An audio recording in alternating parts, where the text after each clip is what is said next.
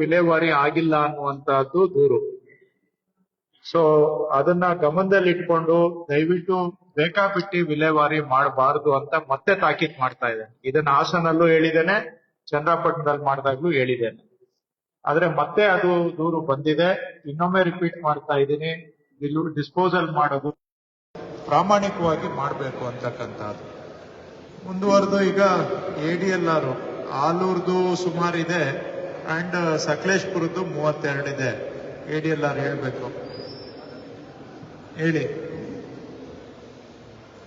ಏನ್ ಮಾಡ್ತೀರಾ ಹೇಳಿ. ಈಗ ಎಲ್ಲ ಹದ್ಬಸ್ತು ಇದಾವೆ, ಆಮೇಲೆ ಒತ್ತುವರಿವು ಅದು ಕೆಲವು ನಿಮಗ್ ಮಾರ್ಕ್ ಆಗಿರ್ಬೋದು, ಕೆಲವು ತಹಶೀಲ್ದಾರ್ಗೆ ಮಾರ್ಕ್ ಆಗಿರ್ಬೋದು, ಅದ್ಲಿ ಬದ್ಲಿ ಆಗಿರೋವಿದಾವೆ. ಆಮೇಲೆ ಕೆಲವು ಒಂದು 5-10 ಪ್ರಕರಣ ದುರಸ್ತಾಗಿ ಇಂಡೀಕರಣ ಆಗಿಲ್ಲ.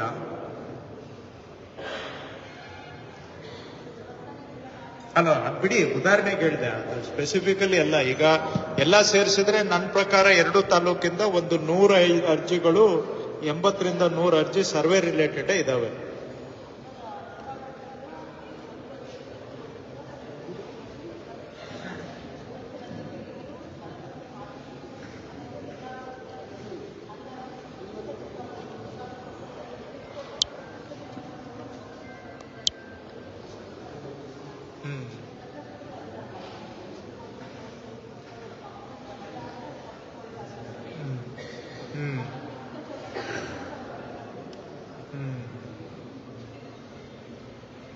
ಸರಿ, ನೀವು ಸ್ವಲ್ಪ ಇದು ಯಾವ್ದ್ಯಾವ್ದಿದೆ ಇದು ರಿಲೇಟೆಡ್, ಈಗ ಇದರಲ್ಲಿ ಮಾಡಿರೋ ಕ್ಲಾಸಿಫಿಕೇಶನ್ ನನ್ನ ಪ್ರಕಾರ ಸರಿ ಇಲ್ಲ. ಮೇಲ್ನೋಟಕ್ಕೆ ಪಾಪ ಅವರು ತರಾತುರಿಯಲ್ಲಿ ಮಾಡಿದ್ದಾರೆ. ಆಳವಾಗಿ ಹೋದಾಗ ಅದು ತಹಶೀಲ್ದಾರ್ಗೆ ಬರುತ್ತೋ, ಸರ್ವೆಗೆ ಬರುತ್ತೋ, ಅಥವಾ AC ಗೆ ಬರುತ್ತಾ, ಇವೆಲ್ಲ ಇಶ್ಯೂಸ್ ಇರ್ತವೆ. ಸೊ ಇನ್ ಕೆಲವು ಕಡೆ ಗ್ರಾಮ ಠಾಣಲ್ಲಿ ಒತ್ತುವರಿ ಮಾಡಿಕೊಂಡು ಸಾಗುವಳಿ ಮಾಡ್ತಾ ಇದ್ದಾರೆ, ತೋಟ ಮಾಡ್ಕೊಂಡಿದ್ದಾರೆ ಗ್ರಾಮ ಠಾಣದಲ್ಲಿ ಅಂತ. ಏನು ಇವರು ಇಬ್ರು ಗ್ರಾಮ ಠಾಣ ಜಾಗಗಳು ಒತ್ತುವರಿ ಆಗಿದಾವೆ, ಸಾಗುವಳಿಗೆ ಉಪಯೋಗ ಆಗ್ತಾ ಇದೆ ಅಂತ ಒಂದು 5-6-7 ಪ್ರಕರಣ ಬಂದಿದೆ ಇವರಲ್ಲಿ. ಅದನ್ನೆಲ್ಲ ಕಲ್ಔಟ್ ಮಾಡಿ ಅಪ್ಲಿಕೇಶನ್ ರೈಸ್ ಮಾಡಿ. ಆಮೇಲೆ DC ಅವರು ದಯವಿಟ್ಟು ಈಗ ಇಲ್ಲಿ ಬಂದಿದ್ದು 70% ರೂಢಿಗತ ರಸ್ತೆದು ಬಂದಿದೆ, 30% ನಕಾಶೆ ರಸ್ತೆದು ಬಂದಿದೆ, ಮತ್ತೆ ಕೆರೆದು ಬಂದಿದೆ. ಅವುಗಳಿಗಂತೂ ಮರ್ಸಿಲೆಸ್ ಆಗಿ officer should be held accountable. ಎಷ್ಟು ಜನ ಇದಾರ್ರಿ ಗೌರ್ಮೆಂಟ್ ಸರ್ವೇಯರ್ಸು ಈ 2 ತಹಶೀಲ್ದಾರ್ ಹತ್ರ? ಆಲೂರು, ಸಕಲೇಶ್ಪುರ ಗೌರ್ಮೆಂಟ್ ಸರ್ವೇಯರ್ಸ್ ನಿಮ್ಮ ಹತ್ರ, ನಿಮ್ಮ ಹ್ಯಾಂಡಲ್, ನಿಮ್ಮ ಕಂಟ್ರೋಲ್ ಅಲ್ಲಿ ಎಷ್ಟು ಜನ ಇದ್ದಾರೆ ತಹಶೀಲ್ದಾರ್ ಹೇಳಿ? ನಿಮ್ಮ ಹತ್ರ ಎಷ್ಟು ಕೊಟ್ಟಿದ್ದಾರೆ? ಈಗ ಅವ್ರಿಗೆ ಏನು ಓವರ್ ಬರ್ಡನ್ ಆಗಿದ್ಯಾ ಏನು? ಯಾಕೆ ಇವೆಲ್ಲ ನೋಡಪ್ಪ, ಬೇರೆ ಜಮೀನುಗಳು ಹೆಂಗನ ಬಿಡಿ, ರಸ್ತೆ, ಕೆರೆ, ಕುಂಟೆ, ಸ್ಮಶಾನ, ಇದಕ್ಕೆ ಮರ್ಸಿಲೆಸ್ ಆಗಿ ಮಾಡ್ಬೇಕಪ್ಪ. ಏನ್ ಕಷ್ಟ ಏನು ಇಲ್ಲ. ಇವತ್ತು ಬಂದಿದೆ 30% ಅದೇ ಬಂದಿದೆ, ಕೆರೆ ಒತ್ತುವರಿ ಬಂದಿದೆ. ಇದರಲ್ಲಿ ಯಾರ್ದು ಮುಲಾಜ್ ನೋಡಬಾರ್ದು. ಬೇರೆ ಗೋಮಾಳ ಒತ್ತುವರಿ ಸಾಗು ಮಾಡ್ತಾ ಇದಾರ ನೋಡಿ. ಈಗ ಕೆಲವರು ಮತ್ತೆ ಈಗ ಒತ್ತುವರಿ ಮಾಡಕ್ ಹೊರಟಿದ್ದಾರೆ. ಅದ್ ಬಿಟ್ಬಿಡಿ, ಅವೆಲ್ಲ ಸಪರೇಟ್ ಮಾಡ್ಕೊಳ್ಳಿ. ಬಟ್ ಕೆರೆ, ಸ್ಮಶಾನ, ರಸ್ತೆ ಇವುಗಳಿಗೆ ಮುಲಾಜಿಲ್ಲದೆ 50 ವರ್ಷದಿಂದ ಸಾಗುವಳಿ ಮಾಡ್ತಾ ಇದ್ರು, ಖಾಲಿ ಮಾಡಿಸ್ಬೇಕು. ಇದನ್ನ ಮಾಡಿಸೋದಕ್ಕೆ ಏನಪ್ಪ ಕಷ್ಟ? Simple 1 line statement.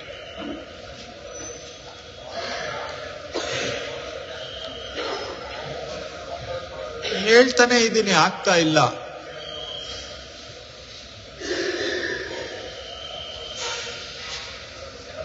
ನೋಡಿ ಸ್ವಲ್ಪ. ಆಮೇಲೆ 94C ಅಲ್ಲಿ ನಾನು ಇನ್ನೊಂದು ಗಮನಿಸಿದೆ, ಅವರು ಆಸ್ ಇಫ್ 94C ಅಲ್ಲಿ ಅರ್ಜಿ ಹಾಕಿರೋರು ಅಲ್ಲಿ ಯಾವ್ದೋ ಒಂದು ಜಾಗ ತೋರಿಸ್ಬಿಟ್ಟು ಆ ಜಾಗ ನನಗೆ ಮಂಜೂರು ಮಾಡಿ ಅಂತ ಹಾಕಿದ್ದಾರೆ. ಮನೆ ಇದೆ ಅನ್ನೋ ಕಾನ್ಸೆಪ್ಟ್ ಎಲ್ಲರಿಗೂ ಕೆಲವ್ರಿಗೆ ಅರ್ಥ ಆದಂಗಿಲ್ಲ. 94C ಸೈಟ್ಗೆ ಅರ್ಜಿ ಕೊಟ್ಟಂಗೆ ಕೆಲವರು ಕೊಟ್ಟಿದ್ದು ಕೂಡ ಅವರ ಮಾತಿಂದ ನನ್ಗೆ ಹಂಗ ಅನ್ನಿಸ್ತಾ ಇತ್ತು. ಕ್ರಾಸ್ ಕ್ವೆಶ್ಚನ್ ಮಾಡಿದಾಗ್ಲೂ ಕೂಡ ಅಲ್ಲಿ ಮನೆ ಇದೆಯಾ ಅಂತ ಅವ್ರ ಬಾಯಲ್ಲೂ ಕೂಡ ಉತ್ತರ ಇಲ್ಲ. ಸೈಟ್ ಕೊಡಿಸ್ಕೊಡಿ ಅನ್ನೋ ತರ ಕೇಳ್ತಾ ಇದ್ರು. ಅಥವಾ ಅಮಾಯಕರು ಆ ರೀತಿ ಹೇಳೋ ಸಾಧ್ಯತೆಗಳು ಇರ್ತದೆ. ನಿಜವಾಗಿ ಮನೆ ಇತ್ತು, ಬಟ್ ಎನಿವೆ ಜಸ್ಟ್ ಅಬ್ಸರ್ವೇಷನ್ ಹೇಳ್ತಾ ಇದೆ. ಈಗ ಸರ್ವೇದು ಏನೇನಿದೆ ಸ್ವಲ್ಪ ತಾವು ಪರ್ಸನಲ್ ಇಂಟ್ರೆಸ್ಟ್ ತಗೊಂಡು ಕ್ಲಿಯರ್ ಮಾಡಿ. ಈಗ ಇವು ಬಂದಿರೋ ಅರ್ಜಿಗಳನ್ನ AC ಅವ್ರು ಕೂತ್ಕೊಂಡು ಸ್ವಲ್ಪ ಯಾರ್ಯಾರಿಗೆ ಬರುತ್ತೆ ಅಂತ ಕ್ಲಿಯರ್ ಆಗಿ ಇವು ಮಾರ್ಕ್ ಮಾಡ್ಬೇಕು. ಯಾಕಂದ್ರೆ ಅಲ್ಲಿ ಮಾರ್ಕ್ ಆಗಿರೋದು ಪರ್ಫೆಕ್ಟ್ ಆಗಿ ಆಗಿದೆ ಅಂತ ನನ್ಗೆ ಅನ್ಸಲ್ಲ. ನೀವು 2 ದಿನ ಇಲ್ಲಿ ಕೂತ್ಕೋಬೇಕು AC ಅವರೇ. 1 ದಿನ ಅರ್ಜಿಗಳನ್ನ ವಿಂಗಡಣೆ ಮರು ವಿಂಗಡಣೆ ಮಾಡಕ್ 1 ದಿನ ಕೂತ್ಕೋಬೇಕು ಎಲ್ಲಾರನ್ನೂ ಕೂರಿಸ್ಕೊಂಡು. 2ನೇ ದಿನ ಈ RRT ಅವು ಇವು ಎಲ್ಲ ಏನಿದಾವೆ ಬೇರೆ ವಿಷಯಗಳು ಅವುಗಳಿಗೆ 1 ದಿನ ಕೂತ್ಕೋಬೇಕು. ತಿದ್ದುಪಡಿಗಳಿಗೆ ಹಾಕೊಂಡಿದ್ದಾರೆ, ಸುಮಾರು ತಿದ್ದುಪಡಿ ಬಾಕಿ ಇದೆ. ಸೊ 2 ದಿನ ಇಲ್ಲಿ ನೀವು ಕ್ಯಾಂಪ್ ಮಾಡಿದ್ರೆ ಫಾಲೋ ಅಪ್ ಇದಕ್ಕೆ ಸ್ವಲ್ಪ ಅನುಕೂಲ ಆಗುತ್ತೆ. ಸೊ ಅದು ಆಯ್ತು. ಇನ್ನ ಮಿಕ್ಕಿದೆಲ್ಲ ಸಣ್ಣ ಪಟ್ಟ ಇದೆ. ನೆಕ್ಸ್ಟ್ ಬರೋದು ಎಕ್ಸಿಕ್ಯೂಟಿವ್ ಇಂಜಿನಿಯರ್. ಸುಮಾರು ರಸ್ತೆಗಳು ಹಾಳಾಗಿರೋದು ಗ್ರಾಮೀಣ ರಸ್ತೆಗಳದ್ದು ಬಂದಿದೆ. ಇವು ಅವರು AWR ರೋಡ್ಸ್, PWD ಕಮ್ಮಿ ಅನ್ಸುತ್ತೆ, ZP ಮೇಜರ್ ಬರ್ಬೋದು. ಯಾವ್ದು ಅರ್ಜಿ ಬಂದಿದೆ ನೋಡಿ. ನನ್ನ ಪ್ರಕಾರ 80% PRED ಇರುತ್ತೆ. ಯಾವ್ದೋ ಅಪ್ಪಿತಪ್ಪಿ PWD ಬಂದಿರ್ಬೋದು ಅಷ್ಟೇ. ಈಗ ತಗೊಂಡು ಏನ್ ಮಾಡ್ತೀರಾ ನೀವು? ಯಾಕಂದ್ರೆ ಮತ್ತೆ ನೀವು ಹೇಳ್ತೀರಾ ಅನುದಾನ ಇಲ್ಲ ಅಂತ. ಹೇಗೆ? What is the solution? ಕೆಲವು ಕ್ರಿಟಿಕಲ್ ಇರೋದನ್ನಾದ್ರೂ ಅಟೆಂಡ್ ಮಾಡ್ಬೇಕಲ್ಲ. ಕೆಲವು ಗ್ರಾಮ ಪಂಚಾಯತಿ ವ್ಯಾಪ್ತಿನೇ ಬರ್ತವೆ. ಅದೇ ನಾನು ಅದನ್ನೇ ಅವ್ರ ಬಾಯಿಂದ ಬರ್ಲಿ ಅಂತ ನೋಡ್ತಾ ಇದ್ದೆ. ಅವ್ರು ಏನ್ ಹೇಳ್ತಾ ಇಲ್ಲ. ಅವ್ರು ನಾಳೆ ಅದೇ ಕೇಳ್ತಾರೆ, ಯಾಕಪ್ಪ ಮಾಡಿಲ್ಲ ಅಂದ್ರೆ ಅನುದಾನ ಇಲ್ಲ ಅಂತ ಹೇಳ್ತಾರೆ.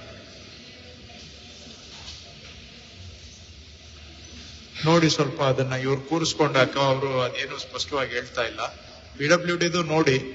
ಇಲ್ಲಾಂದ್ರೆ CA ಅವ್ರು ಹೇಳ್ದಂಗೆ ನರೇಗಾ ಪ್ಲಸ್ ಬೇರೆ ಫಂಡ್ಸ್ ಹಾಕೊಂಡು ಈಗ ಅವ್ರಿಗೂ ಬಂದಿದ್ದ ದುಡ್ಡಲ್ಲಿ ನೀವು ಪ್ರಪೋಸ್ ಮಾಡಿ ಇವೆಲ್ಲ ನೋಡಿ ಸರ್ ಬಂದಿದೆ ಸ್ವಲ್ಪ ಮಾಡಿ ಅಂತ ಹೇಳಿ ಮಾಡಿ. ಆಮೇಲೆ ಎಸ್ಕಾಮ್ದು ಬಂದಿತ್ತು ಸುಮಾರು. ನೋಡಿಯಪ್ಪ ಎಸ್ಕಾಮ್ ಅವರು ಯಾರು ಸ್ವಲ್ಪ ಅವೆಲ್ಲ ಏನೇನ್ ಇಶ್ಯೂಸ್ ಬಂದಿದೆ, ಶಿಫ್ಟಿಂಗ್ ಕೇಳಿದ್ದಾರೆ, ಅದು ಇದು ಸ್ವಲ್ಪ ಮಾಡ್ಕೊಡಿ. ಮತ್ತೆ ನೀವೇ ಕಟ್ಟಿ ಅಂತ ಹೇಳೋದು, ಬಜೆಟ್ಗೆ ಕಾಯೋದು, ಆ ರೀತಿ ಆಗೋದು ಬೇಡ.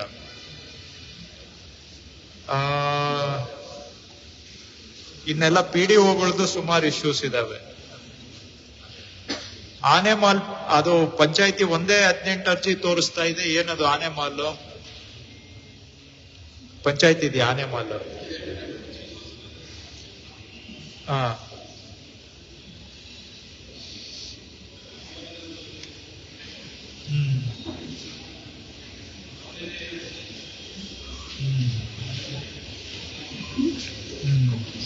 ಸರಿ. ಈಗ ಇದು ತಹಶೀಲ್ದಾರ್ ಇಬ್ರು ಹೇಳಿ ದುರಸ್ತದ ಏನು ಪ್ರಗತಿ ಅಂತ ನೀವೇ ಹೇಳಿ. ಯಾವ್ಯಾವ, ಯಾಕಂದ್ರೆ ಬಂದಿದ್ದು ಮೆಜಾರಿಟಿ 94C ಬಿಟ್ರೆ ಹೈಯೆಸ್ಟ್ ದುರಸ್ತೆ ಬಂದಿದೆ. ಸೊ ನೀವೇ ಹೇಳ್ಬಿಡಿ, ಅಟ್ಲೀಸ್ಟ್ ಯಾವ ಸ್ಟೇಜ್ಗೆ ಬಂದಿದೆ ಅಂತಾದ್ರೂ ಒಂದು ಮಾಹಿತಿ ಕೊಟ್ಬಿಡಿ.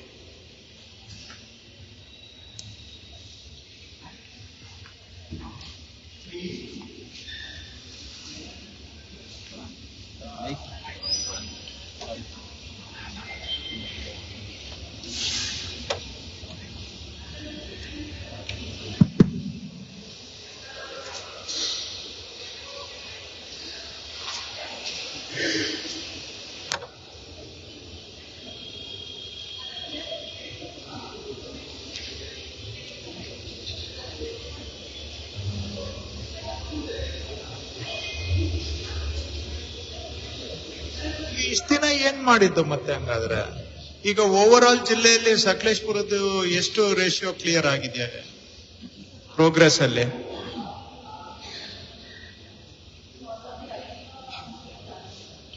ಸರ್ವೆ ನಂಬರ್ ಅಥವಾ ಗ್ರಾಂಟೀಸ್ ಬ್ಲಾಕ್ ಗ್ರಾಂಟೀಸ್ ಬಹಳ ಕಡಿಮೆ ಇಲ್ಲಿ ಆಗಿರೋದು. ಸೊ ಇಡೀ ಡಿಸ್ಟ್ರಿಕ್ಟ್ ಅಲ್ಲಿ ಲೋಯೆಸ್ಟ್ ಆಗಿದೆ. ಬಟ್ ಈಗ ಬಂದಿದ್ ನೋಡಿದ್ರೆ ಇವಾಗ ಆತರ ನಾನು ಗ್ರಾಂಟೇ ಕಡಿಮೆ ಇದೆ ಅಂತ ತಿಳ್ಕೊಂಡಿದ್ದೆ ಹಿಂದೆ ಎಲ್ಲ ನಾನು ಡಿಸ್ಟ್ರಿಕ್ಟ್ ರಿವ್ಯೂ ಮಾಡುವಾಗ. ಬಟ್ ಇಲ್ಲಿ ಬಂದಿರೋ ಸಂಖ್ಯೆ ನೋಡಿದ್ರೆ ಇಲ್ಲಿ ಗ್ರಾಂಟೀಸ್ ಕಡಿಮೆ ಏನಿಲ್ಲ.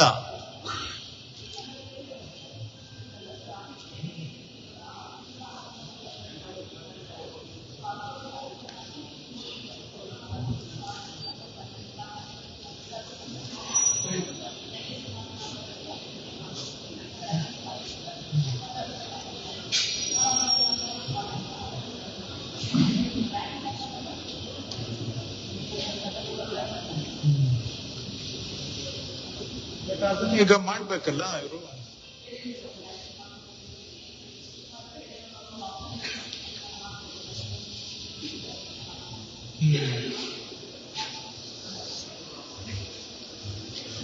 ಈಗ ಇಲ್ಲೂನು 50% ಮಿಸ್ಸಿಂಗ್ ರೆಕಾರ್ಡ್ಸ್ಗೆ ಹೋಗುತ್ತೆ ಅಂತ ಹೇಳ್ಬೋದಾ ಅಥವಾ ಇನ್ನು ಕಮ್ಮಿ ಹೋಗ್ಬೋದಾ ಇಲ್ಲಿ?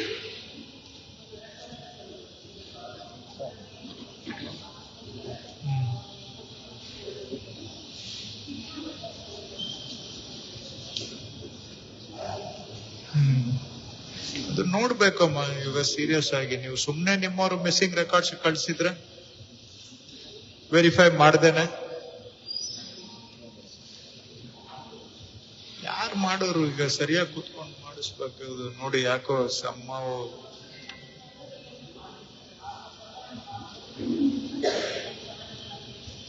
ವಾವ್.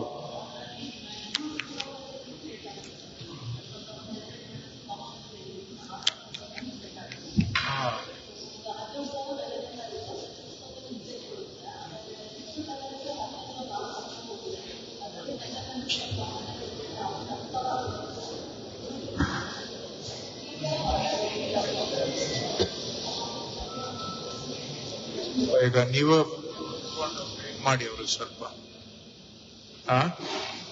ಇಲ್ಲಾಂದ್ರೆ ಇದು ಎಲ್ಲ ಬೇರೆ ಮಧ್ಯ ಸ್ಲಿಪ್ ಆಗೋ ಚಾನ್ಸಸ್ ಇದೆ. ಯಾಕೋ ಇದು ಇಲ್ಲಾಂದ್ರೆ ಬೇರೆ ಇಲ್ಲಿ ಪ್ರೋಗ್ರೆಸ್ ಕೊಟ್ಟಿದ್ದ ನಿಮ್ದು ಹೇಳಿ.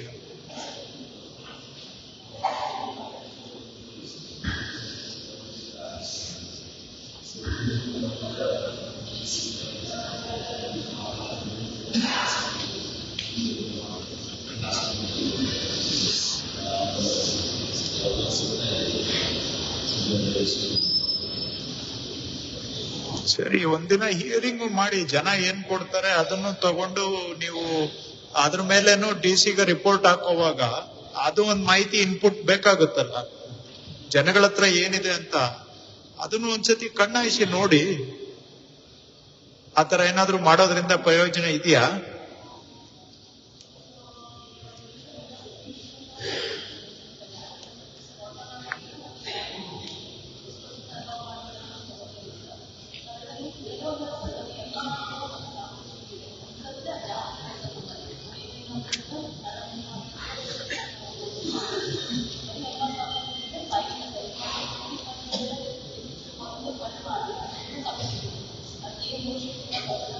ಒರಿಜಿನಲ್ MR ಇದ್ರೆ ಮಾಡ್ಬೋದಲ್ಲ.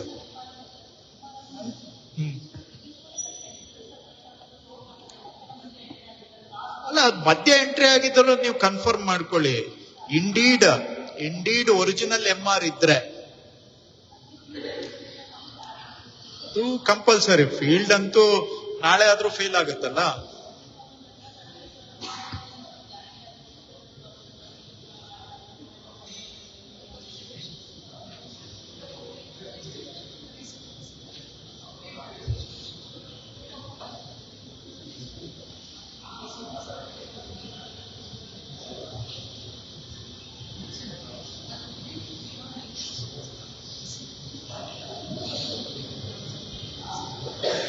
ನಾನ್ ಹೇಳೋದು ನಿಮ್ಗೆ 19,000 ಅಲ್ಲಿ for now you forget about others.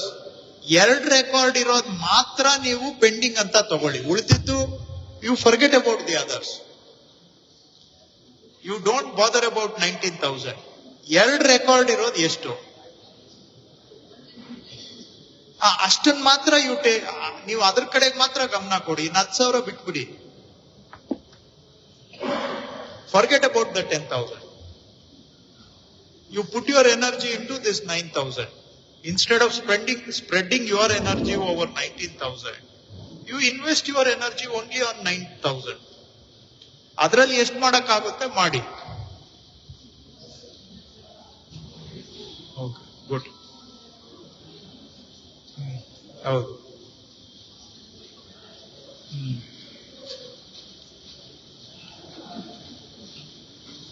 Clear ಆಗುತ್ತೆ. ಗುಡ್ ನಂಬರ್ ಮಾಡಿ.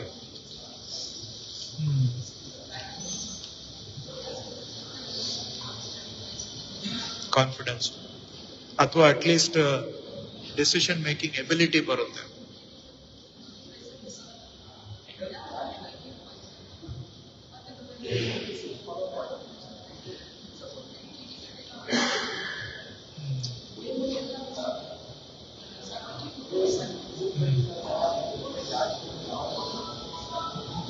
ಆಮೇಲೆ ಇವತ್ತು ಸಾರಿ ಇಂಟ್ರಪ್ಟ್ ಮಾಡ್ತಾ ಇದ್ದೀನಿ, ಆಮೇಲೆ ಮರ್ತೋಗ್ಬಿಡ್ತೇನೆ, ಜ್ಞಾಪಕ ಬರೋದಿಲ್ಲ. ಈಗ ಇನ್ಕಂಪ್ಲೀಟ್ ಹಿಂದೆ ಬಗರುಕುಮು ದರ್ಖಾಸ್ತು ಇದ್ರೆ ಇನ್ಕಂಪ್ಲೀಟ್ ಅನ್ನ ತಗೊಂಡು ಬಗರುಕುಮ್ ಆಪ್ ಅಲ್ಲಿ ಕಂಪ್ಲೀಟ್ ಮಾಡಿ. ಇವತ್ತು ಅವು ತುಂಬಾ ಬಂದಿದಾವೆ.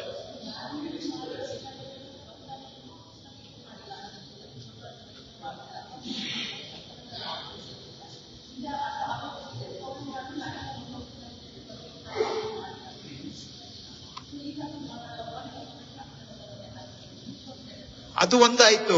ಆನ್ಲೈನ್ ಡಿಜಿಟೈಸ್ ಆಗದೆ ಇರೋದಲ್ಲ ನಾನು ಹೇಳ್ತಾ ಇರೋದು. RTC ಆಗೋಗಿದೆ ಅಥವಾ ರೆಸಲ್ಯೂಷನ್ ಆಗಿದೆ. ರೆಸಲ್ಯೂಷನ್ ಆಗಿ ಸಾಗುವಳಿ ಚೀಟಿ ಇಶ್ಯೂ ಆಗಿಲ್ಲ. ಸಾಗುವಳಿ ಚೀಟಿ ಇಶ್ಯೂ ಅಥವಾ ಕಿಮ್ಮತ್ ಕಟ್ಟಕ್ಕೆ ನೋಟಿಸ್ ಕೊಟ್ಟಿದ್ದಾರೆ, ಕಿಮ್ಮತ್ ಕಟ್ಟಿಲ್ಲ.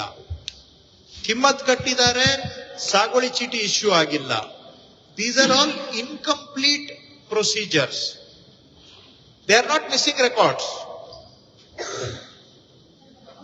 By no means they are missing records. They are only incomplete job. So complete the job. Then automatically they become fit cases. ಈಗ ನಿಮ್ದು 5, 6, 7 ಸ್ಟೇಜ್ ಇದೆ. 3 ಸ್ಟೇಜ್ ಕೆಲಸ ಆಗಿ ನಿಂತೋಗಿದೆ. ಸಾಗುವಳಿ ಚೀಟಿ ಇಶ್ಯೂ ಆಗಿ RTC ಆಗಿಲ್ಲ. ಸಾಗುವಳಿ ಚೀಟಿ ಇಶ್ಯೂ ಆಗಿಲ್ಲ, ರೆಸಲ್ಯೂಷನ್ ಆಗಿದೆ. ರೆಸಲ್ಯೂಷನ್ ಆಗಿದೆ, ಕಿಮ್ಮತ್ ಕಟ್ಟಿಲ್ಲ. ಎಲ್ಲಿಗೆ ನಿಂತಿದೆ ಅಲ್ಲಿಂದ ಮುಂದುವರಿಸಿ. ಕ್ಲಿಯರಾ? ಅದನ್ನ 1 to 5ಗೆ ತಗೋಬೇಡಿ. ಅದನ್ನ ಬಗರುಕುಮ್ ಆಪ್ ಅಲ್ಲಿ ಮಾಡಿ. ಅಲ್ಲೂ ಇದೇ ಬರುತ್ತೆ. Same procedure is the same, but push it in that module. But ಇವತ್ತು ಸುಮಾರು ಜನ ಬಂದಿದ್ದಾರೆ. ನೀವ್ ಹೇಳ್ದಂಗೆ 63 ಕೇಸ್ ಬಂದಿದ್ದು, ಅವು ಡಿಜಿಟೈಸ್ ಆಗದೆ ಇರೋದು ಬಂದಿದೆ. ಡಿಜಿಟೈಸೇಷನ್ಗೆ ಈಗ ಕೇಳ್ತಾ ಇದ್ದಾರೆ. That is a Pandora's box. ಒಂದ್ ಕಡೆ ನಾವು ಈಗ ಆನ್ಲೈನ್ ಎಂಟ್ರಿ ಮಾಡಕ್ಕೆ ಕೊಟ್ರೆ ಇನ್ನೇನೇನಾಗುತ್ತೆ ನನ್ಗೆ ಗೊತ್ತಿಲ್ಲ. ಸ್ಟೇಟ್ ಅಲ್ಲಿ ಸಡನ್ ಆಗಿ 53 ಅರ್ಜಿ 16,000 ಬಂದ್ಬಿಡ್ತವೆ. ಅಂಡ್ ನಾನು ಅದನ್ನ ಕಂಟ್ರೋಲ್ ಮಾಡಕ್ಕೆ ನನ್ನ ಹತ್ರ ಏನು ಮೆಕ್ಯಾನಿಸಮ್ ಇಲ್ಲ. ಎಲ್ಲಾ ತಹಶೀಲ್ದಾರ್ಗಳು ಬರ್ಕೊಡ್ತಾರೆ, ನಮ್ಮಲ್ಲಿ 500 ಇದೆ, 1000 ಇದೆ ಅಂತ ಬರ್ಕೊಡ್ತಾರೆ. ಒಂದೋ ಎರಡೋ ಕಡೆ ಒಂದೇ ಒಂದ್ ಕಡೆ ಕೊಟ್ಟಿದ್ದಕ್ಕೆ ಆ ಪಕ್ಕದ ತಾಲೂಕ್ನವ್ರಿಗೆ 3,800 ಅರ್ಜಿ ಇದೆ ಅಂತ ಕೊಟ್ಟಿದ್ದಾರೆ. ಬೆಂಗಳೂರು ಸುತ್ತಮುತ್ತ ಡಿಜಿಟೈಸ್ ಮಾಡಿಲ್ಲ 53, ಈಗ ಅವು ಓಪನ್ ಕೊಡಿ ಅಂತ ಕೇಳ್ತಾ ಇದ್ದಾರೆ. 57 ಅಲ್ಲಿ ರಿಜೆಕ್ಟ್ ಆದವೆಲ್ಲ 53 ಅಲ್ಲಿ ಬರ್ತಾ ಇದಾವೆ ಈಗ. ಯಾಕಂದ್ರೆ ಅಲ್ಲಿ ನಾರ್ಮ್ಸ್ ಬೇರೆ ಇತ್ತು ಅಂತ. ಸೊ ಹಂಗಾಗಿ ಐ ಆಮ್ ನಾಟ್ ಶೋರ್ ನೀವೇನ್ ಕೇಳ್ತಾ ಇದ್ದೀರಾ, ಅವ್ರೇನ್ ಕೇಳ್ತಾ ಇದಾರೆ, ಆ ಡಿಸಿಷನ್ ನಾನು ತಗೊಳ್ತೀನಿ ನನ್ಗೆ ಖಾತ್ರಿ ಇಲ್ಲ. ಬಿಕಾಸ್ ಓಪನ್ ಮಾಡಕ್ಕೆ ಕಾಯ್ತಾ ಇದ್ದಾರೆ. ಏನೇನ್ ಅರ್ಜಿ ನಾಳೆ ನನ್ಗೆ ಏನೇನ್ ಪ್ರಪೋಸಲ್ ಬರುತ್ತೆ ನನ್ಗೆ ಕಂಟ್ರೋಲ್ ಇರಲ್ಲ. ಸೊ ಇನ್ಕಂಪ್ಲೀಟ್ ಪ್ರಾಸೆಸ್ ಅನ್ನ ಕಂಪ್ಲೀಟ್ ಮಾಡೋದು ಮಾಡಿ. That is practical instead of asking for digitisation. ಅದನ್ನ ನೀವು RTC ಆಗಿಲ್ಲ ಅಂದ್ರೆ RTC ಕೊಟ್ಟು ಮಾಡಿಸಿ ಅದನ್ನ ಕಂಪ್ಲೀಟ್ ಮಾಡಿ. ಅದಕ್ಕೆ ನಿಮ್ಗೆ ಇದು ಯಾವುದಕ್ಕೆ ಅಪ್ಲೈ ಆಗುತ್ತೆ? ಕಮಿಟಿಯಲ್ಲಿ ರೆಸಲ್ಯೂಷನ್ ಆಗಿದ ನಂತರದಕ್ಕೆ ಅಪ್ಲೈ ಆಗುತ್ತೆ. ಕರೆಕ್ಟ್? ಕಮಿಟಿಯಲ್ಲಿ ರೆಸಲ್ಯೂಷನ್ ಆಗಿಲ್ಲ, ಅರ್ಜಿ ಆನ್ಲೈನ್ ಅಲ್ಲಿ ಇಲ್ಲ, ನಾನು ಅದ್ರ ಬಗ್ಗೆ ನನ್ನ ಹತ್ರ ಉತ್ತರ ಇಲ್ಲ. ಇಲ್ಲೇ ಸ್ಪಷ್ಟವಾಗಿ ಹೇಳ್ತಾ ಇದೆ. ನೀವು ನನ್ಗೆ ಫೈಲ್ ಕಳಿಸಿದ್ರು ಕೂಡ ನಾನು ಇಟ್ಕೊಂಡು ಕೂತ್ಕೊಳ್ತೀನಿ. ಅದು ಬೇರೆ, ಅದನ್ನ ಬಿಟ್ಬಿಡಿ. ರೆಸಲ್ಯೂಷನ್ ಆಗಿದ ನಂತರ ಏನೇ ಒಂದು ಪ್ರಕ್ರಿಯೆ ನಿಂತಿದ್ರೆ ಕಂಪ್ಲೀಟ್ ದ ಪ್ರಾಸೆಸ್. ಆ ತರದ 5 ಸಿಗ್ಬಹುದು ನಿಮ್ಗೆ, 10 ಸಿಗಬಹುದು. ಅದನ್ನಾದ್ರೂ ಮಾಡಿ. ಗೊತ್ತಾಯ್ತಾ? ಸೊ ಆಮೇಲೆ ಇನ್ನೊಂದು ವಿಷಯ, 91ನೇ ಇಸ್ವಿಗೆ ಹಿಂದೆ ಅಮೆಂಡ್ಮೆಂಟ್ ಆಗಿದ್ದು 91ರಲ್ಲಿ, ಬಹುಶಃ ನೋಟಿಫಿಕೇಶನ್ ಆಗಿದ್ದು 92 ಅನ್ಸುತ್ತೆ. ಯಾವ ಡೇಟು ನಿಶ್ಚಯ? Distance criteria. Amendment, but notification ಆಗೋಷ್ಟೊತ್ತಿಗೆ ಸ್ವಲ್ಪ ಗ್ಯಾಪ್ ಆಗಿದೆ. Anyway, whatever is the date of effect, ಅದಕ್ಕೆ ಹಿಂದೆ ಮಂಜೂರಾಗಿದ್ದಲ್ಲಿ ನೀವು ಅದನ್ನೆಲ್ಲವನ್ನು ಕೂಡ ಕೊಡಿ ಮಾಡಿ. ನನ್ಗೆ ಗೊತ್ತಿದೆ ಹಿಂದೆನೂ ಕೂಡ ರೂಲ್ಸ್ ಅಲ್ಲಿ ಇತ್ತು ಅಂತ, ಆದ್ರೆ ಅದನ್ನ ನೀವು ಕ್ಲಿಯರ್ ಆಗಿ ಓದಿದ್ರೆ ಯಾವ್ದಕ್ಕೆ ಅಪ್ಲೈ ಆಗುತ್ತೆ? ಆಸ್ ಪರ್ ಸೆನ್ಸಸ್ ಇಷ್ಟು ಪಾಪ್ಯುಲೇಷನ್ ಇರಬೇಕು ಅಂತ ಅದಕ್ಕೆ ಅಪ್ಲೈ ಆಗುತ್ತೆ. ಗೊತ್ತಾಯ್ತಾ? ಅಂಡ್ ಎನಿವೇ ಆಕ್ಟ್ ಅಲ್ಲಿ ಇರ್ಲಿಲ್ಲ, ಕರೆಕ್ಟಾ? ರೂಲ್ಸ್ ಅಲ್ಲಿ ಮಾತ್ರ ಇತ್ತು. ಸೊ ಅದನ್ನ ನಾನು ಹೇಳಿದ್ದೇನೆ ಅಂತ ಹೇಳಿ ಶರ ಬರೆದು ಬಿಟ್ಟು ನೀವು ಮಾಡಿ, ನನ್ನ ಹೆಸರು ಹೇಳ್ಬಿಟ್ಟೆ ಮಾಡಿ. ಗೊತ್ತಾಯ್ತಾ? ಏನ್ ಅರ್ಥ ಆಯ್ತಾ ಇವ್ರೆ? Before the what ever is the date of effect, any ಸಾಗುವಳಿ ಚೀಟಿ ಗಿವನ್ ಬಿಫೋರ್ ದಟ್ ಡೇಟ್ ಮಾಡಿ, ಪೋಡಿ ಮಾಡಿ. ಆ ನಂತರ ಕೊಟ್ಟಿದ್ರ ಬಗ್ಗೆ I have nothing to say. ಅದಕ್ಕೆ ಮೊದಲದಂತೂ ಮಾಡಿ. ಈ ರೀತಿ ಮಂತ್ರಿಗಳು ಕೆಡಿಪಿಯಲ್ಲಿ ಹೇಳಿದ್ದಾರೆ, ಈ ಸಭೆಯಲ್ಲಿ ಹೇಳಿದ್ದಾರೆ ಅದಂತ ಹೇಳಿ ಬರೆದು ಬಿಟ್ಟು ಮಾಡಿ. ನಿಮ್ಮ ಮೇಲೆ ಹಾಕೋಬೇಡಿ, ನನ್ನ ಮೇಲೆ ಹಾಕಿ. ಗೊತ್ತಾಯ್ತಾ? ಜೆನ್ಯುವಿನ್ ಕೇಸಸ್ಗೆ ಅದನ್ನು ಕೂಡ ನೀವು ಏನಪ್ಪ ಎಲ್ಲಾರ್ಗೂ ಹೇಳ್ತಾ ಇದ್ದೀನಿ, ಇವರೊಬ್ಬರಿಗೆ ಅಲ್ಲ. ಆಮೇಲೆ 94 ಸೀನು ಅಷ್ಟೇ, ಫಾರೆಸ್ಟ್, ಸ್ಮಶಾನ, ಕೆರೆ ಬಿಟ್ಟು ಬೇರೆ ಜಾಗಗಳಿದ್ರೆ ಅಂದ್ರೆ ಗುಂಡುತೋಪು ಆ ತರದ್ದು ಯಾವ್ದಾದ್ರು ಹುಲ್ಲು ಬನ್ನಿ ಕೊಡಿ, ಗೋಮಾಳ ಕೊಡಿ. ಯಾವ್ದಾದ್ರು ರಿಜೆಕ್ಟ್ ಮಾಡಿದ್ರೆ ನನ್ಗೆ ಕೇಳಿ, ನಾನ್ ನಿಮ್ಗೆ ಪರ್ಮಿಷನ್ ಕೊಡ್ತೇನೆ, ರೀಓಪನ್ ಮಾಡಿ. ಕೆರೆ, ಸ್ಮಶಾನ, ಫಾರೆಸ್ಟ್ ಬಿಟ್ಟು ಡೀಮ್ಡ್ ಫಾರೆಸ್ಟ್ ಅಲ್ಲಿದ್ರೆ ಈಗ ಹೇಗೋ ರೀಡು ಆಗ್ತಾ ಇದೆ, ರೀಡು ಟೈಮ್ ಅಲ್ಲಿ ಅದನ್ನ ಬೇರ್ಪಡಿಸಿ. ರೀಡು ಅಲ್ಲಿ ಅದು ವಸತಿ ಪ್ರದೇಶ ಬಂದ್ಬಿಟ್ಟಿದೆ ಅಂತ ಕೈ ಬಿಡೋದಿಕ್ಕೆ ಅವಕಾಶ ಇದೆ. ನಾನು ಹೇಳ್ತಾ ಇರೋದು ಅರ್ಥ ಆಗ್ತಾ ಇದೆಯಾ? ಅರ್ಥ ಆಗ್ಲಿಲ್ಲ ಅಂದ್ರೆ ಕೇಳಿ, ಏನ್ ಹೇಳ್ತಾ ಇದ್ದೀರಾ ನೀವು? ಅರ್ಥ ಆಗ್ತಾ ಇಲ್ಲ. ಈಗ ಡೀಮ್ಡ್ ಫಾರೆಸ್ಟ್ ಲಿಸ್ಟ್ ಅನ್ನ ನಾವು ಎಕ್ಸಾಮಿನ್ ಮಾಡ್ತಾ ಇದ್ದೇವೆ. ಗೊತ್ತಿದ್ಯಾ ತಹಶೀಲ್ದಾರ್ಗಳಿಗೆ? Are you all aware? So ಇದು ಡೀಮ್ಡ್ ಫಾರೆಸ್ಟ್ ಆಗೋದಕ್ಕೆ ಮೊದಲೇ ವಸತಿ ಪ್ರದೇಶ ಇತ್ತು ಅಂತ ಹೇಳಿದ್ರೆ ಕೈ ಬಿಡೋದಕ್ಕೆ ಅವಕಾಶ ಇದೆ. ಅದನ್ನ ಕೈ ಬಿಡಿ.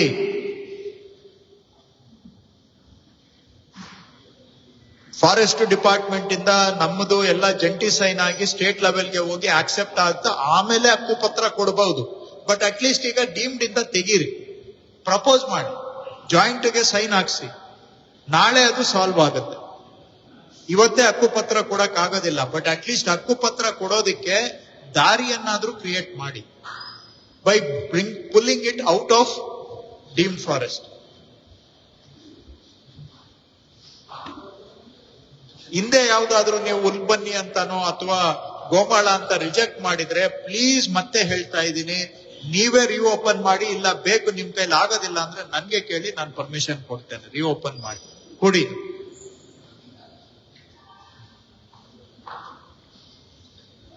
ಇಷ್ಟು ಎಲ್ಲರಿಗೂ ಕೂಡ ಅನ್ವಯಿಸುತ್ತೆ. ಇದೆಲ್ಲ ಕಾಮನ್ ಪ್ರಾಬ್ಲಮ್ಸ್, ಸ್ವಲ್ಪ ಗಮನದಲ್ಲಿ ಇಟ್ಕೊಳ್ಳಿ. ಸೊ ಬೇರೆ ಇನ್ನೇನಾದ್ರೂ ಇದೆಯಾ ನಿಮ್ದು? ಇನ್ನ ತಹಶೀಲ್ದಾರ್ಸ್ದೇ ಮೇಜರು. ಇಒ ಅವರು ನಿಮ್ದು ಸ್ವಲ್ಪ ಈ ಸ್ವತ್ತು ಅದು ಇದು ಮುನ್ಸಿಪಾಲಿಟಿ ಅವರದು ಮತ್ತೆ ಗ್ರಾಮ ಪಂಚಾಯಿತಿಗಳದು ಬಂದಿದಾವೆ. ಆಮೇಲೆ ಆಗ್ಲೇ ಹೇಳಿದ್ನಲ್ಲ, ಮೈಕಲ್ಲೂ ಹೇಳಿದೆ, ಅವರು ಆಶ್ರಯ ಅಂತ ಮಾಡಿದ್ದಾರೆ ಅಂತ ಹೇಳಿ. ಏನ್ರಿ ಇಒ ಅವರೇ, ಎಷ್ಟು ಆತರ ಕೇಸಸ್ ಇರಬಹುದು? ಆಶ್ರಯ ಅಂತ ಜನಗಳ ಕೈಲಿ ಯಾವ್ದೋ ಒಂದು ಪ್ರಿಂಟ್ ಔಟ್ ಇದೆ, ಆದ್ರೆ ನಿಮ್ಮಲ್ಲಿ ದಾಖಲೆ ಇಲ್ಲದೆ ಇರುವಂತವು ಎಷ್ಟಿರ್ಬೋದು? ನಿಮ್ ಗಮನದಲ್ಲಿ ಇದೆಯಾ ಅಂತವು? ಪಟ್ಟಿ ಮಾಡಿಸಿದೀರಾ? ಎಷ್ಟು ಇರ್ಬೋದು? ಎಷ್ಟು ವಸತಿ ಪ್ರದೇಶ ಇರ್ಬೋದು ಆ ರೀತಿ?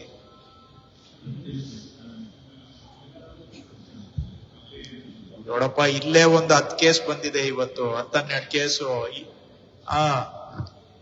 ಇಲ್ಲೇ ಬಂದಿದೆ. ನಾವು ಒಂದು ಊರ್ದು ಎಷ್ಟಿದ್ದೀರಾ ನೀವು?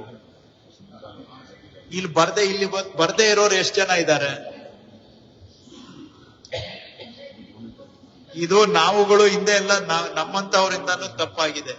ಅದೇನೋ ಮಾಡಿ ನೀವು ಬರ್ಕೊಟ್ಟಿದೀವಿ ಆಶ್ರಯ ಸಮಿತಿಯ, ಆದ್ರೆ ಅದಕ್ಕೆ ಎಲ್ಲೂ ಮೂಲ ದಾಖಲೆ ತಾಳೆ ಇಲ್ಲ, ರಿಜಿಸ್ಟರ್ ಅಲ್ಲಿ ಎಂಟ್ರಿ ಇಲ್ಲ, ರೆಸಲ್ಯೂಷನ್ ಇಲ್ಲ.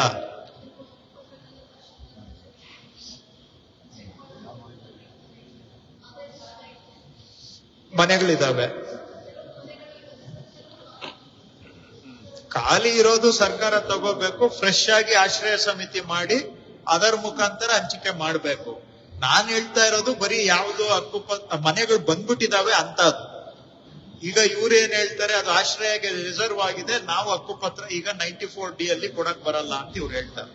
ಅದಕ್ಕೆ ನಾನು ಹೇಳಿದ್ದು, ತಹಶೀಲ್ದಾರರು ಇಒ ಅವರು ಕೂತ್ಕೊಂಡು ಅವರಿಂದ ಬರೆಸ್ಕೊಂಡು ಇರುವಂತವ್ರಿಗೆ ಹಿಂದೆ ಕೊಟ್ಬಿಟ್ಟಿದೆ, ಆದ್ರೆ ಇವ್ರಿಗೆ ಮೂಲ ಮಂಜೂರಾತಿ ಎಲ್ಲೂ ಇಲ್ಲ, ಅದನ್ನ ಈಗ ಕಂದಾಯ ಗ್ರಾಮದಲ್ಲಿ ಮಾಡ್ಕೊಡಿ ಅಂತ ಹೇಳಿ ಜಾಯಿಂಟ್ ಆಗಿ ತೀರ್ಮಾನ ಮಾಡಿದ್ರೆ ಅವೆಲ್ಲಾನು ಕೂಡ ಕಂದಾಯ ಗ್ರಾಮದಲ್ಲಿ ಮಾಡ್ಬೋದು.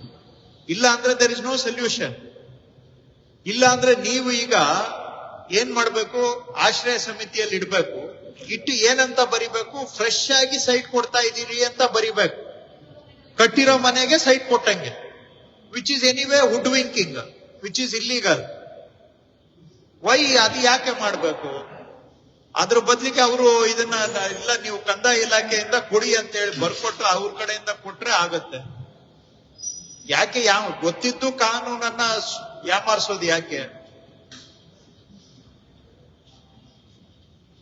ಈಗ ಎಲ್ಲಾ ತಾಲೂಕಲ್ಲೂ ಇದೇ ತರ ಇರುತ್ತೆ ಅಂತ ನಾನು ಅನ್ಕೊಳ್ತೇನೆ. ಬೇರೆಯವರು ಸ್ವಲ್ಪ ಇದು ಗಮನ ಕೊಡಿ. ಕಾಮನ್ ಪ್ರಾಬ್ಲಮ್ಸ್ ಇವೆಲ್ಲವೂ ಕೂಡ. ಸೊ ಇಷ್ಟು ವಿಷಯಗಳು. ಇನ್ನ ಬೇರೆ ಯಾವ್ದಾದ್ರು ಇದ್ರೆ ಹೇಳಿ ತಾವು. ಇವರು ಪ್ರಮುಖವಾಗಿ ಬಂದಂತ ಇಶ್ಯೂಸ್ ಇಷ್ಟು.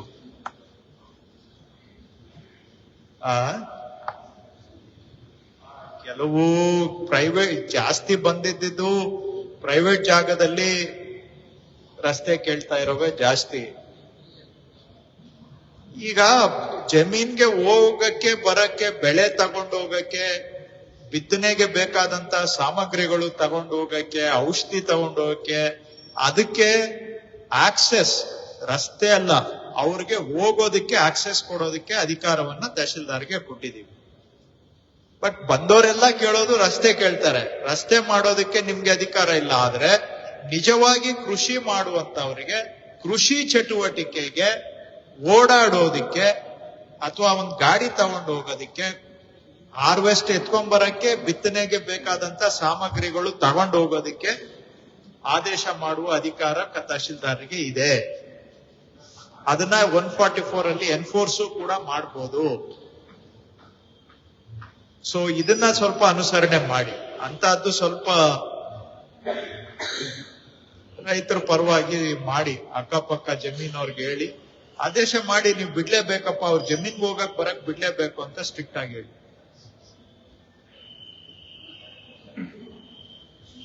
ಇಷ್ಟು ವಿಷಯಗಳು. ಈಗ ಸ್ವಲ್ಪ ಇನ್ನೂ ಸಮಸ್ಯೆಗಳು ಬರ್ತಾನೆ ಇದಾವೆ. ಈಗ ನಾನಂತೂ ಈ ಜನಸ್ಪಂದನ ನಿಲ್ಸೋದಿಲ್ಲ, ಬೇರೆ ಕಡೆ ಮಾಡ್ತೇವೆ, ಟೈಮ್ ಸಿಕ್ಕಿದ್ರೆ ಸೆಕೆಂಡ್ ರೌಂಡ್ ಕೂಡ ಮಾಡ್ತೇವೆ. ಸೊ ನೀವು ದಯವಿಟ್ಟು ಎಚ್ಚೆತ್ಕೊಂಡು ಪ್ರೋಆಕ್ಟಿವ್ ಆಗಿ ಈ ತರ ಸಮಸ್ಯೆಗಳು ಬಾರದ ಹಾಗೆ ಸಾಲ್ವ್ ಮಾಡುವಂತಹದ್ದು ಮಾಡಿ. ನಮ್ ಲೆವೆಲ್ಗೆ ಬರೋದಕ್ಕೆ ಮೊದಲೇ ಇದನ್ನ ಸಾಲ್ವ್ ಮಾಡ್ಬೇಕು. ನೀವು ಜಾಸ್ತಿ ಎಲ್ಲ ರೆವಿನ್ಯೂದೇ ಇದೆ. ನೆಕ್ಸ್ಟ್ ಸ್ವಲ್ಪ RDPRದು ಬರುತ್ತೆ, ಮುನ್ಸಿಪಾಲಿಟಿದು ಸ್ವಲ್ಪ ಬರುತ್ತೆ. ನೀವು ಇಂಥದನ್ನ ಅಲ್ಲಿ ಮಾಡಿ, ಕೆಲವರು ಸಮಸ್ಯೆನೇ ಅರ್ಥ ಮಾಡ್ಕೊಂಡಿಲ್ಲ. ಇಲ್ಲಿ ಬಂದು ಹೇಳಿದಾಗ ಇದೇನು ಅಂತ ಅವ್ರಿಗೂ ಹೊಸದಾಗಿ ಅನುಭವ ಆಗ್ತಾ ಇದ್ದಂಗೆ ಕಾಣ್ತದೆ. ಅಲ್ಲಿಗೆ ನೀವು ಎಷ್ಟು ಮಟ್ಟಿಗೆ ಸಮಸ್ಯೆ ಜನಗಳ ಜೊತೆ ಇಂಟ್ರಾಕ್ಟ್ ಮಾಡಿದೀರಾ, ಅರ್ಥ ಮಾಡ್ಕೊಳಕ್ ಪ್ರಯತ್ನ ಮಾಡಿದೀರಾ? ಈ ರೀತಿ ಆಗ್ಬಾರದು. ಸಮಸ್ಯೆನ ಸ್ವಲ್ಪ ಆಳಕ್ ಹೋಗಿ. ಈಗ ಅವರೊಬ್ರು ಬಂದ್ರು, ಫಾರ್ಮ್ 53 ಸ್ಟಕ್ ಆಗಿದೆ. ಯಾಕಾಗಿದೆ? ಅಲ್ಲಿ ಫಾರೆಸ್ಟ್ ಅಂತ ಇದೆ. ಫಾರೆಸ್ಟ್ಗೆ ಎಷ್ಟಿದೆ? 107 ಎಕರೆಯಲ್ಲಿ 60 ಎಕರೆ ಫಾರೆಸ್ಟ್ ಇದೆ. ಇನ್ನ ಬ್ಯಾಲೆನ್ಸ್ 47 ಎಕರೆ ರೆವಿನ್ಯೂದಿದೆ. ಅದು ಗಡಿನ ಗುರುತಿಸಿ ಅವ್ರಿಗೆ ಕೊಟ್ಟು ಇದ್ ಕಡೆದು ಕೊಟ್ರೆ ಫಾರ್ಮ್ 53 ಆಟೋಮ್ಯಾಟಿಕಲಿ ಸಾಲ್ವ್ ಆಗುತ್ತೆ. ಅಷ್ಟನ್ನ ಅರ್ಥ ಮಾಡ್ಕೊಳ್ದೆ ನೀವು ಫಾರೆಸ್ಟ್ ಅದು ಇದು ಅಂತ ಹೇಳಿ ತಪ್ಪಿಸ್ಕೊಂಡ್ರೆ ಇದು ನಿಜವಾಗಿ ಅಪ್ರಾಮಾಣಿಕತನ ಆಗುತ್ತೆ. ಅಷ್ಟನ್ನ ಮಾಡೋದಕ್ಕೆ ಏನ್ ಕಷ್ಟ ನಿಮ್ಗೆ? ಅಷ್ಟು ನಿಮ್ಗೆ ಸಮಯ ಇಲ್ವಾ? ತಾಳ್ಮೆ ಇಲ್ಲ, ಏನ್ ಹೇಳ್ಬೇಕೋ ಗೊತ್ತಿಲ್ಲ. ಅಂತದನ್ನೇ ಜಾಯಿಂಟ್ ಸರ್ವೆ ಫಸ್ಟ್ ತಗೊಳ್ಳಿ. ಏನ್ರಿ ADLRಗಳು ನಿಂತ್ಕೊಳ್ರಿ, ADLRಗಳು ಯಾರ್ಯಾರಿದ್ದೀರಿ ಅಂತ ಅದನ್ನೇ ಪ್ರಯಾರಿಟಿಯಲ್ಲಿ ತಗೊಂಡು ಈಗ ಜಾಯಿಂಟ್ ಸರ್ವೆ ಯಾಕ್ರಿ ಮಾಡಬಾರ್ದು? ಸಿಂಪಲ್ ಆಗಿ ರೆವಿನ್ಯೂ ಫಾರೆಸ್ಟ್ ಇರೋದನ್ನ ಮಾಡ್ಕೊಡಕ್ಕೆ ಎಷ್ಟು ದಿನ ಬೇಕಪ್ಪ ನಿಮ್ಗೆ? ಇದು ಮಾತಾಡ್ತಾನೆ ಇದೀವಿ ಜಂಟಿ ಸರ್ವೆ ಅಂತ ಆಗ್ಲಿಲ್ಲ. ನಾವು ಹೇಳಿಕೆಗಳು ಕೊಡ್ತಾನೆ ಇದೀವಿ ಜಂಟಿ ಸರ್ವೆ ಮಾಡಿಸ್ತಾ ಇದೀವಿ ಅಂತ. ಸುಮ್ನೆ ಬರೀ ನಮ್ಮ ಮಾತು ಬರೀ ಹೇಳಿಕೆಯಲ್ಲೇ ಉಳಿದೋಗ ಮಾಡ್ತಾ ಇದ್ದೀರಾ ನೀವು. ಏನು ಹೇಳಕ್ಕೆ ತಯಾರಿಲ್ಲ ಅವ್ರಿಗೇನ್ ಸಬ್ಜೆಕ್ಟ್ ಮಾತಾಡ್ತಾ ಇದ್ದಾರೆ ಅಂತ ಅವ್ರಿಗೇನು ಅರ್ಥ ಆದಂಗಿಲ್ಲ. ನಾನು ಏನ್ ಹೇಳ್ತಾ ಇದ್ದೀನಿ ಗೊತ್ತಿದ್ಯೇನಪ್ಪ ನಿಮ್ಗೆ? ಗೊತ್ತಿಲ್ಲ, ಹೇಳಿ ಡೀಟೇಲ್. ಬೇಡ, notified forest close case. What is the purpose? Notified forest ತಗೊಂಡಿಲ್ಲ, ಡಿಮೂಡ್ ಫಾರೆಸ್ಟ್ 385 ಪ್ಯಾಚ್ 181 ಪ್ಯಾಚ್ ಮಾಡಿದ್ವಿ ಸರ್. ಆಲ್ರೆಡಿ ಮೆಜರ್ಮೆಂಟ್ ಮಾಡಿ ಜಾಯಿಂಟ್ ರಿಪೋರ್ಟ್ಗೆ ರೆಡಿ ಇದೆ ಸರ್. ಇನ್ನು ಫಸ್ಟ್ ಕಮಿಟಿಗೆ ಬರಬೇಕು, ಡಿಸ್ಟ್ರಿಕ್ಟ್ ಕಮಿಟಿಗೆ ಬರೋದಕ್ಕೆ ಬಾಕಿ ಇದೆ. ಅದು ರೀಡು ಎಕ್ಸರ್ಸೈಸ್ ಅಂತ ತಗೊಂಡಿದ್ದೀರಾ? ಹೌದು ಸರ್. ಆಯ್ತು, ಈಗ ನೋಟಿಫೈಡ್ ಫಾರೆಸ್ಟ್ ಅಲ್ಲೂ ಕೂಡ ಪಾರ್ಟ್ ಆಗಿದ್ರೆ ಮಾಡ್ಲೇಬೇಕಲ್ಲ. ಪಟ್ಟಿ ಕೊಟ್ಟರೆ ಅದನ್ನು ಕೂಡ ಸ್ಟಾರ್ಟ್ ಮಾಡಿಸ್ತೀವಿ ಸರ್. ಯಾಕಂದ್ರೆ ಎಲ್ಲಾ ಕಡೆನೂ ಅವ್ರಂತೂ ಕೊಡೋದಿಲ್ಲ, ನಿಮ್ಗೆ ಗೊತ್ತಿದೆ. ಫಾರೆಸ್ಟ್ ಅವರು ಏನು ಕೊಡಲ್ಲ, ಅವರು ಎಲ್ಲ ಎಳ್ದಿಟ್ಕೋತಾರೆ. ನಾವು ಸಮಸ್ಯೆ ಇತ್ಯರ್ಥ ಮಾಡಕ್ ಹೋದ್ರು ಅವರು ನಮ್ಗೆ ನಾವು ಮಾಡ್ಬೇಕಷ್ಟೇ. ಏನ್ರಿ ಈ ತರದ್ ಎಷ್ಟಿದೆ? ತಹಶೀಲ್ದಾರ್ ಹೇಳ್ರಪ್ಪ. ಈಗ ನೋಟಿಫೈಡ್ ಅಲ್ಲೂ ಕೂಡ ಎಲ್ಲಿ ಜಂಟಿ ಇದೆ ಅದನ್ನ ಲಿಸ್ಟ್ ಕೊಡೋಕ್ ನಿಮ್ಗೇನ್ ಕಷ್ಟ? No, look, any joint holding doesn't matter. Fork barutta, notificate barutta, reserve barutta, doesn't matter. If there is within the same survey number, if there is a joint holding, bifurcation of respective boundaries, ಈ list ಕೊಡೋದಕ್ಕೆ ನಿಮ್ಗೆ ಏನ್ ಕಷ್ಟ?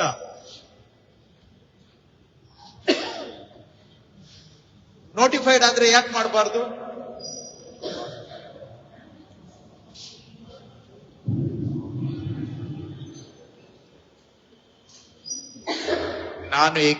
ನಾನು ಗೊತ್ತಿಲ್ಲ. Joint ಇದೆಯಾ? Joint ಇದ್ರೆ ಕೊಡಿ, ದೇರ್ ಇಸ್ ಎ ಮೆಥಡ್. ಇಲ್ಲ ಅಂತ ಹೇಳಿದ್ರೆ FS1 ಅಪಾಯಿಂಟ್ ಮಾಡ್ತಾರೆ, ಅದೇ ತಾನೇ? ನೋಟಿಫೈಡ್ಗೆ ಬರುತ್ತೇನ್ರಿ FSO?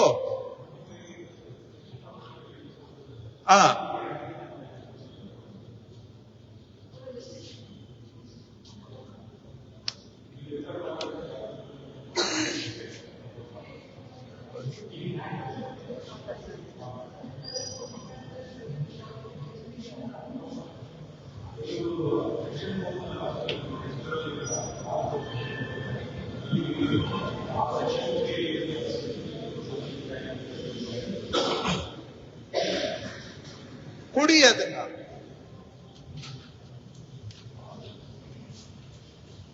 ಅವಾಗ at least what is the real problem ಅಂತ ಗೊತ್ತಾಗುತ್ತೆ. ಈಗ ನಾವು ಭೂತ ಅನ್ಕೊಂಡು ಅಲ್ಲಿ ಒಳಗಡೆ ಭೂತ ಇದೆಯೋ ಏನಿದೆಯೋ ಗೊತ್ತಿಲ್ಲ, ನಾವೇ ಭೂತ ಸೃಷ್ಟಿ ಮಾಡಿದೀವಿ. ಅಟ್ಲೀಸ್ಟ್ ಆಯ್ತು, ರೈತರು ಅವ್ರ ಜಮೀನ್ ಒಳಗಡೆ ಇದಾರ ಇಲ್ವಾ ಇಷ್ಟಾದ್ರೂ ಇತ್ಯರ್ಥ ಆಗ್ಬೇಕಲ್ಲ. ಡಿಮಾರ್ಕೇಶನ್ ಅಟ್ಲೀಸ್ಟ್ ನಾವು ಪ್ರಿಲಿಮಿನರಿ ಸರ್ವೆ ಮಾಡಿ, ಬೇಡ ಸರ್ ಇದಕ್ಕೆ ಕೈ ಹಾಕೋದು ಬೇಡ ಅಂತಂದ್ರೆ ಆಮೇಲೆ ಬಿಡೋಣ. ಬೇಡ ಸರ್ ಇದಕ್ಕೆ ಕೈ ಹಾಕಿದ್ರೆ ಈಗ ಹೆಂಗೋ ನಡೀತಾ ಇದೆ, ಸುಮ್ಮನೆ ಇದ್ದು ಬಿಡಿ ಅಂತ ಆಮೇಲೆ ಹೇಳಿ, ಅದಕ್ಕೂ ನಾನು ರೆಡಿ ಇದ್ದೀನಿ. ಬಟ್ ಏನಿದೆ ಅಂತ ನೋಡ್ದೆ, ನಾವೇ ಅದನ್ನ ಏನೋ ಹೋಗೆ 10 ಕೇಸಲ್ಲಿ ಯಾವನ 2 ಕೇಸು ಸಾಲ್ವ್ ಆಗುವಂತದ್ದು ಇರಬಹುದು, ಸರ್ಪ್ಲಸ್ ಜಾಗ ಇರಬಹುದು. ಸರ್ಪ್ಲಸ್ ಜಾಗ ಇದ್ರೆ ಅಲ್ಲಿ ರೈತರದು ಕನ್ಫರ್ಮ್ ಮಾಡಬಹುದು. ಇಲ್ಲ ಗಡಿ ಸ್ವಲ್ಪ ಆ ಕಡೆ ಈ ಕಡೆ ಆಗಿರ್ಬೋದು, ಅವ್ರಿಗೆ ಹೇಳಿರಿ ಸುಮ್ನೆ ಒಂದ್ ಸೈಡ್ ತಗೊಳ್ರಿ, ನಿಮ್ ಎಕ್ಸ್ಟೆಂಟ್ ತಗೊಳ್ರಿ, ಈಗ ರೈತರು ಇರೋದ್ ಬಿಟ್ಟು ನಿಮ್ ಎಕ್ಸ್ಟೆಂಟ್ ಒಪ್ಕೊಳ್ರಿ ಅಂತ ಅವ್ರಿಗೂ ಹೇಳ್ಬೋದು. ಸುಮ್ನೆ ನೀವು ಏನೋ ಮೀಸೆ ನಂದು ಹಂಗೆ ಇರ್ಬೇಕು ಅಂತ ಹೇಳೋದು ಬೇಡ, ಇಷ್ಟು ಎಕ್ಸ್ಟೆಂಟ್ ನೀವೆಲ್ಲ ಒಂದ್ ಕಡೆಗೆ ತಗೊಳ್ರಿ, ರೈತರು ಇರೋದು ಬಿಡ್ರಿ ಅಂತಾನು ಹೇಳ್ಬೋದು. As long as your extent is not being reduced, you accept status quo ಅಂತ ಹೇಳ್ಬೋದು. ಎಷ್ಟಿದೆ ಆ ತರ? AC ಅವರೇ, ಇದು ಲಿಸ್ಟ್ ಮಾಡಿ ಕೊಡ್ಬೇಕಲ್ಲ ನೀವೀಗ. ಹಾ,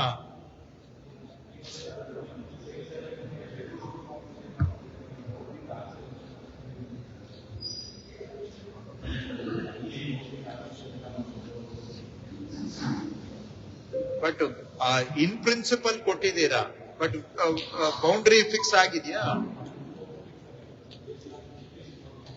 ಅಯ್ಯೋ, ನೀವು ಮಾಡಿದ್ದಲ್ಲ, ನಾವು ಸರ್ವೆ ಅವ್ರು ಮಾಡ್ಬೇಕು, ನೀವು ಮಾಡಿದ್ದು ಆಗೋದಿಲ್ಲ. ಅದು ಸರ್ವೆ ನೋಡಿ ಸರ್, ದೇಶದಲ್ಲಿ everything depends on the government survey. You can't create your own. There is no provision in you, in the forest department to do the survey. Vidhana Soudha survey ಮಾಡ್ಬೇಕಾದ್ರೂ ಗವರ್ಮೆಂಟ್ ಸರ್ವೆನೇ ಮಾಡ್ಬೇಕು, ತಿಳ್ಕೊಳ್ಳಿ. ಪ್ರೆಸಿಡೆಂಟ್ ಆಫ್ ಇಂಡಿಯಾ ಹೌಸ್ನು survey ಮಾಡ್ಬೇಕಾದ್ರೆ ಸರ್ವೆನವರೇ ಮಾಡ್ಬೇಕು. President of India cannot have its own surveyors. ಅದನ್ನ ಹೇಳಿ ಸುಮ್ಮನೆ. Don't create your own laws that don't exist. I can claim everything is mine ಅಂತ. That is why there is a notified agency which is responsibility, it is to say what is what anta. ಅದನ್ನೆಲ್ಲ ನೀವು ಹೇಳ್ಕೋಬೇಡಿ. You subject it to survey by the joint survey by the survey department. Whatever comes out, everybody has to accept it. ಈ ತರ ಎಲ್ಲ ನೀವು ಅಧಿಕ ಪ್ರಸಂಗಿತನದ ಮಾತಾಡಬೇಡಿ. ನೀವು who are you to mark your boundary? ಎಲ್ಲಾರು ಅವ್ರವ್ರ ಬೌಂಡ್ರಿ ಅವ್ರವ್ರೇ ಮಾರ್ಕ್ ಮಾಡ್ಕೊಳಕ್ ಶುರು ಮಾಡ್ಬಿಟ್ರೆ ಯಾಕಿರ್ಬೇಕು? ರೆವಿನ್ಯೂ ಡಿಪಾರ್ಟ್ಮೆಂಟ್ ಯಾಕಿರ್ಬೇಕು? Survey department ಯಾಕಿರ್ಬೇಕು?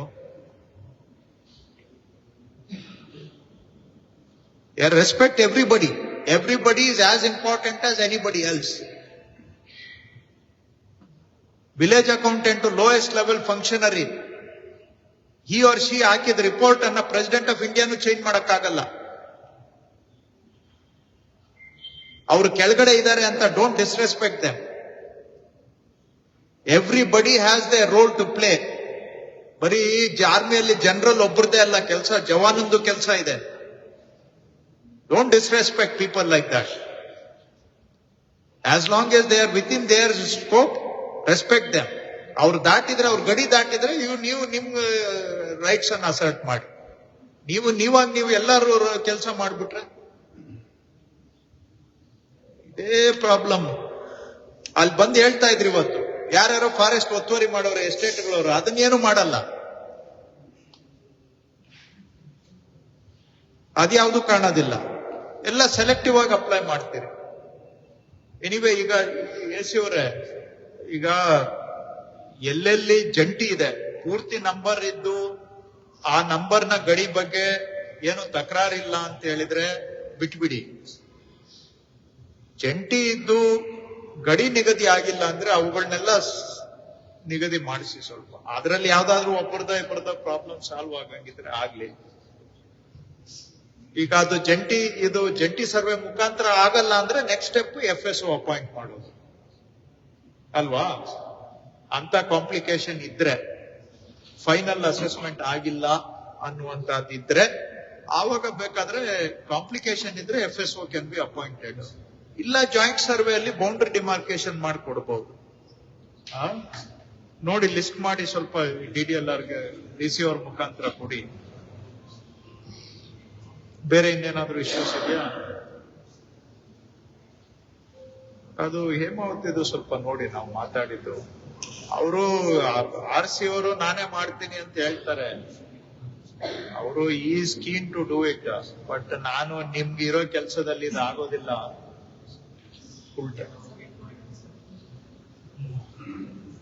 ಹೌದಾ? ಕುಡಿ ನನ್ನ ಕಾಫಿ. ಕಟಾರಿ ನೀವು ACS ಹತ್ರ ಮಾತಾಡಿ. It is not in his knowledge. ನಮ್ಮಿಬ್ಬರದು ಅಭಿಪ್ರಾಯ ಅದೇ ಇದೆ, ಒಂದು ಫುಲ್ ಟೈಮ್ ಸೆಟಪ್ ಮಾಡ್ಬೇಕು ಅಂತ.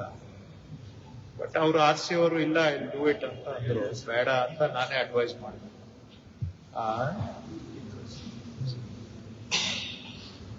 ಇಟ್ ಇಸ್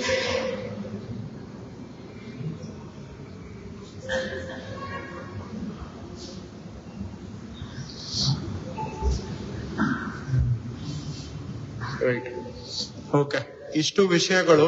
ಸೊ ಈಗ ನೆಕ್ಸ್ಟ್ ನಾನು ಯಾವ ತಾಲೂಕು ಅಂತ DC ಅವ್ರಿಗೆ ಹೇಳಿದ್ದೇನೆ. ಸೊ ಅಲ್ಲಿ ಮಾಡ್ತೇವೆ. ಅಷ್ಟರೊಳಗೆ ದಯವಿಟ್ಟು ಪ್ರೊಆಕ್ಟಿವ್ ಆಗಿ ನೀವು ಸ್ವಲ್ಪ ಈ ಸಮಸ್ಯೆಗಳನ್ನ ನಿಮ್ಮ ಹಂತದಲ್ಲೇ ಪರಿಹಾರ ಮಾಡ್ಲಿಕ್ಕೆ ಟ್ರೈ ಮಾಡಿ ಎಲ್ಲಾ ಇಲಾಖೆಗಳವರು. ಸ್ವಲ್ಪ ಫೀಲ್ಡ್ ಅಲ್ಲಿ ಜನಗಳದ್ದು ಇಶ್ಯೂಸ್ ಕಿವಿ ಕೊಟ್ಟು ಕೇಳಿ, ಅಲ್ಲಿಂದ ಅಲ್ಲೇ ಬಗೆಹರಿಸಿ. ಏನಾಗಿದೆ ಕಾಲಾನುಕಾಲಕ್ಕೆ ಬಗೆಹರಿದಿದ್ರೆ ಇರ್ತಾ ಇರ್ಲಿಲ್ಲ.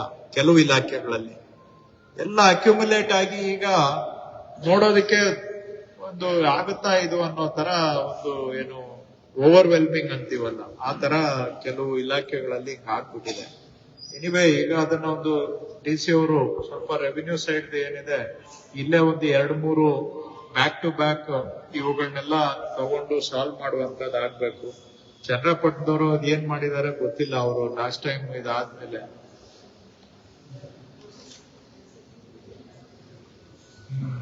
RRT ಇದೆಲ್ಲ ಅಲ್ಲಿ ಕರೆಕ್ಷನ್ಸ್ ತುಂಬಾ ಇತ್ತು. ಈಗ ಏನ್ ಮಾಡಿದ್ದಾರೆ? ಟೋಟಲ್ 49 ಇದೆ ಸರ್ RRT ತಿದ್ದುಪಡಿ ಸರ್. ಅದ್ರ 41 ಮಾಡಿದ್ವಿ ಸರ್. ಇನ್ನು 8 ಬಾಕಿ ಇದೆ ಸರ್. ಅದ ನೀವು RRT ನಡುವಲ್ಲಿ ಬಂತು ಸರ್, ಅದ್ರಾಗ ಹಾಕಿದೆ ಸರ್. ಅದೇ ಕ್ಲಿಯರ್ ಆಗಿದೆ. ಎಲ್ಲಾ ರೀತಿಯ ತಿದ್ದುಪಡಿಗಳನ್ನು ಸೇರಿ 48 ಏನಾಯ್ತಿದ್ದು. ಹೇಳಿ ಮುಂದಕ್ಕೆ. ಅದ್ರಾಗ ದುರಸ್ತಿ ಪ್ರಕರಣಗಳು 374 ಸರ್. ಅವಕ್ಕೆ ಪ್ರೊಸೆಸಲ್ಲಿ ಇರೋದ್ರಿಂದ ನಾವು ನಂಬರ್ ಕೊಟ್ಟಿದ್ದೀವಿ ಸರ್. ಅಲ್ಲಿ ಸ್ಟೇಟ್ ಆನ್ಲೈನ್ ಅವರಿಗೆ ಫೋನ್ ಕಾಲ್ ಆಗುತ್ತೆ ಸರ್. ಈಗ ನಿಮ್ಗೆ ನಂಬರ್ ಕೊಟ್ಟಿದ್ದೀವಲ್ಲ, ಅದಕ್ಕೆ ನಿಮ್ಗೆ ಸ್ಯಾಟಿಸ್ಫ್ಯಾಕ್ಷನ್ ಐತೆ ಅಂತ ಕೇಳ್ತಾರೆ. ಅವ್ರು ಅದಕ್ಕೆ ರಿಜೆಕ್ಟ್ ಮಾಡಿದ್ರೆ ವಾಪಸ್ ಮತ್ತೆ DC ನಂಬರ್ ಲಾಗಿನ್ಗೆ ಅದು ಖುಷಿ ಆಗುತ್ತೆ. ಅಂತ ಪ್ರಕರಣಗಳು ವಾಪಸ್ ಪುಸ್ ಆಗಿದೆ ಸರ್. ಉಳಿದು ನಾವು ಅದನ್ನು ಮಾಡಿಕೊಟ್ಟಿದ್ದೀವಿ ಸರ್. ಅದರಲ್ಲಿ ಸರ್ ನಕಾಶೆ ರಸ್ತೆಗಳು 11 ರಸ್ತೆಗಳನ್ನ ಡೆವಲಪ್ಮೆಂಟ್ ಕೊಟ್ಟಿದ್ದೀವಿ ಸರ್. ಆ ನಕಾಶೆಗಳ ರಸ್ತೆಗಳು ಟೋಟಲ್ 34 ಸರ್. ಅದಕ್ಕೆ ಇನ್ನೊಂದು ಕೊಟ್ಟಿದ್ದೀವಿ ಸರ್. ಯಾವಾಗಲೂ ಕಾಂಪ್ರಮೈಸ್ ಮಾಡಬೇಕು. ಅಲ್ಲಿ ಏನಾದರೂ ಹೋಗಿ ಕಾಂಪ್ರಮೈಸ್ ಮಾಡಿಸಿದ್ವಿ ಸರ್. ಅಲ್ಲಿ ಸ್ವಲ್ಪ ಪ್ರಕಾರ ನಮಗೆ ಜಾಸ್ತಿ ಆನ್ಲೈನ್ದಾಗ ಅಪ್ಡೇಷನ್ ಆಗಿಬಿಟ್ಟು ವಾಪಸ್ ಮೇಡಮ್ ಆಗಿ ಬಂದಿದ್ವಿ ಸರ್. ಮತ್ತೆ ನಾವು ವಾಪಸ್ ಹಾಕ್ಸಿದ್ವಿ ಸರ್. ಆಮೇಲೆ ಇದೇ ಕೇಸ್ ಸರ್, ಗಿಡ ಕಟ್ಟೆಗಳು ಒತ್ತುವರಿ ಇದೆ ಸರ್. ಅದರಲ್ಲಿ ಟೋಟಲ್ ಒತ್ತುವರಿ ಬಂದು ಸರ್ 22 ಇದೆ ಸರ್. ಅದರಲ್ಲಿ ನಾವು ಈಗ 10 ಮಾತ್ರ ಮಾಡಿದ್ದೀವಿ ಸರ್. ಇನ್ನು 12 ಆಲ್ರೆಡಿ ನೋಟಿಸ್ ತಂದು ಡೇಟ್ ಫಿಕ್ಸ್ ಮಾಡಿದ್ವಿ. ಇವತ್ತು ಒಂದೆರಡು ಡೇಟ್ ಇದ್ದು ಸರ್, ಹೋಗಿದ್ದಾರೆ ಅವನು ಕ್ಲಿಯರ್ ಮಾಡಿದ್ವಿ. ಉಳಿದೆಲ್ಲ ನಾವು ಮಾಡಿದ್ವಿ. ಈಗ ನಿಮ್ಮಲ್ಲೂ ಸುಮಾರು ಈ ಕಂದಾಯ ಗ್ರಾಮಕ್ಕೆ ಫಿಟ್ ಕೇಸುಗಳು ಕಂಡು ಬಂದ್ವು ಅವತ್ತು. ಅವತ್ತು ತಾವು ಮಾಡಿದ್ರೆ ಸರ್ ನಾವು 0 ಇತ್ತು. ನಮ್ದು ಯಾವ್ದು ಲೀಸ್ಟ್ ತಗೊಂಡಿಲ್ಲ ಸರ್. ಈವರೆಗೂ ನಾವು 47 ವಿಲೇಜಸ್ ತಗೊಂಡಿದ್ದೀವಿ ಸರ್. ಮೇಡಮ್ ಅಲ್ಲಿ ಅದನ್ನ ಆಲ್ರೆಡಿ ಸಬ್ಮಿಟ್ ಮಾಡಿದ್ದೀವಿ ಸರ್. 47 ಸರ್. 47. ಆಮೇಲೆ ಈಗ ಕ್ರಯಪತ್ರದಂತೆ ಖಾತೆ ಮಾಡ್ಕೊಡಿ ಅಂತ ಒಂದು 20-30 ಬಂದಿದ್ವು. ಟೋಟಲ್ 18 ಪ್ರಕರಣಗಳು ಇದ್ವು ಸರ್. ಅದರಲ್ಲಿ 12 ಪ್ರಕರಣಗಳು ಆಲ್ರೆಡಿ ಮ್ಯೂಟೇಷನ್ ಚೇಂಜ್ ಆಗಿದ್ವು. ಅದಕ್ಕೆ ನಾವು ಸಿವಿಲ್ ಕೋರ್ಟ್ ಎರಡನ್ನು ನಾವು ಮಾಡಿಕೊಟ್ಟಿದ್ವಿ. ಪ್ರೆಸೆಂಟ್ ಪ್ರಾಕ್ಟೀಸಿನ ಅವ್ರೇ ಇತ್ತು ಸರ್. ಹಾಗಾಗಿ ನಾವು ಅವ್ರದ್ದು ಖಾತೆ ಬದಲಾವಣೆ ಮಾಡಿಕೊಡ್ತೀವಿ.